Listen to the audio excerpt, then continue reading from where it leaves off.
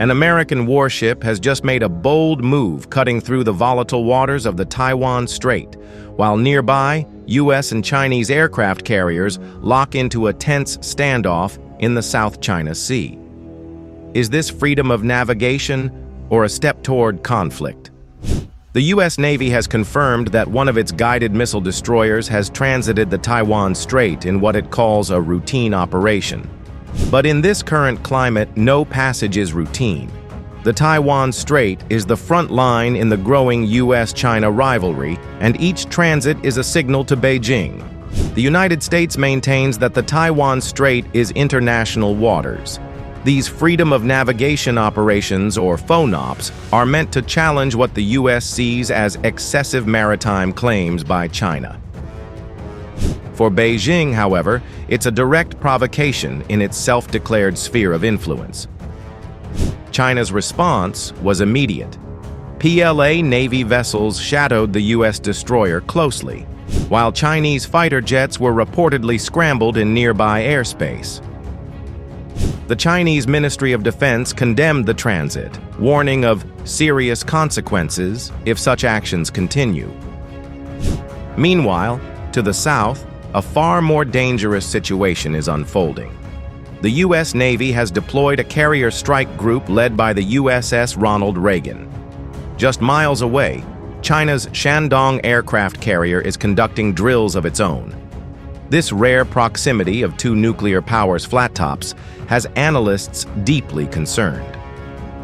The Nimitz Carrier Strike Group is now operating in the Philippine Sea following a port visit to Guam, while elsewhere, a U.S. Navy destroyer carried out a Taiwan Strait passage on Wednesday, while a U.S. littoral combat ship carried out a joint sail in the South China Sea with an Australian destroyer on Friday.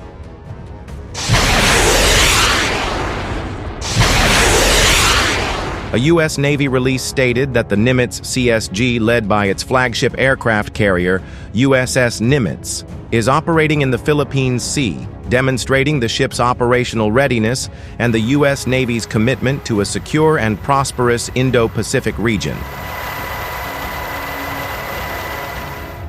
Operating forward as a strike group hones our ability to maintain persistent and capable forces at sea, always ready to provide our leaders with a broad spectrum of military capabilities to respond to any crisis or contingency.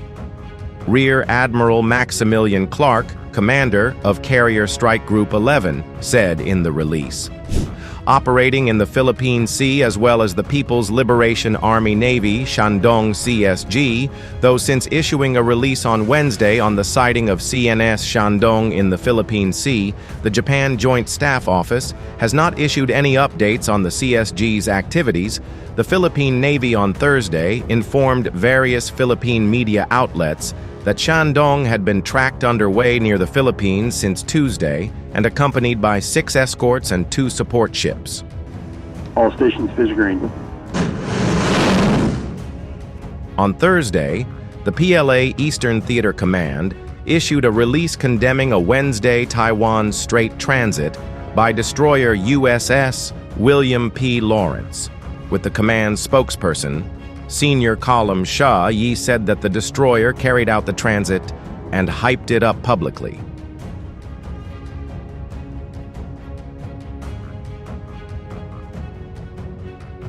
The release added that the Eastern Theater Command sent its Chinese Navy and Air Force troops to track and monitor the transit action of the U.S. warship throughout the process and dealt with it in accordance with the law. The U.S.'s relevant remarks distorted the fact, confused the public, and misled the international perception.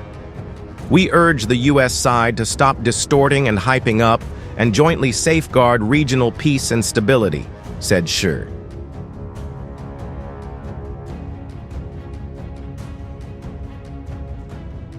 China has claimed sovereignty over the entire Taiwan Strait. The destroyer transit coincided with the launch of a major annual military exercise involving U.S. and Philippine military forces located near the Taiwan Strait. In an unusual show of Chinese military power, a Chinese aircraft carrier sailed near the northern maritime boundary of the Philippines on Thursday, just as the Balikatan shoulder-to-shoulder military drills began.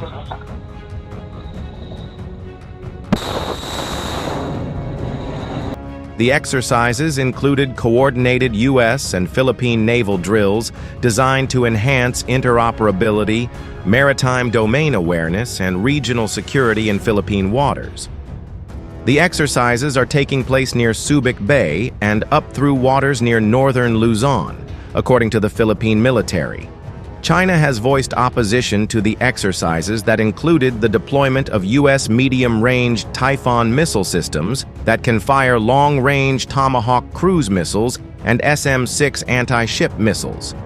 For the first time this year, Balikatan also includes deployment of a new anti-ship missile system called NMESIS, short for Navy Marine Corps Expeditionary Ship Interdiction System.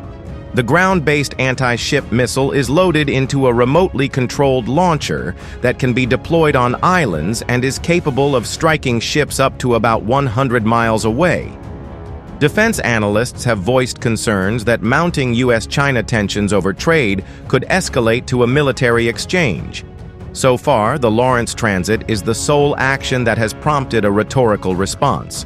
Administrator Sam Paparo, commander of the Indo-Pacific Command, told a Senate hearing earlier this month that PLA forces are engaged in aggressive military activities near Taiwan that threaten U.S. and allied security.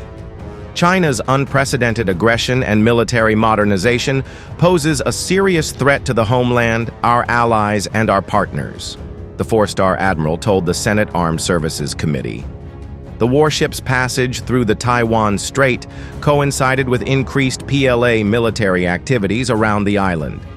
Taiwan's defense ministry reported on X that 19 PLA aircraft and 7 warships were operating near Taiwan on Wednesday. A day earlier, the ministry reported 29 PLA aircraft and 6 warships. The constant military incursions by the PLA are part of the U.S. military's calls a pressure campaign against Taiwan by China that is opposing what it says are independence activities by the Taiwan government. With destroyers passing through choke points and carriers staring each other down, the U.S.-China rivalry is now a maritime chess match with the world watching every move. The Taiwan Strait is more than a sea passage, it's the front line of global stability. Do you think the Taiwan Strait transit was a necessary stand or a dangerous gamble? What happens if the carriers cross a red line? Let us know in the comments. Like, subscribe, and turn on notifications for full-scale breakdowns of defense strategy and flashpoints across the Indo-Pacific.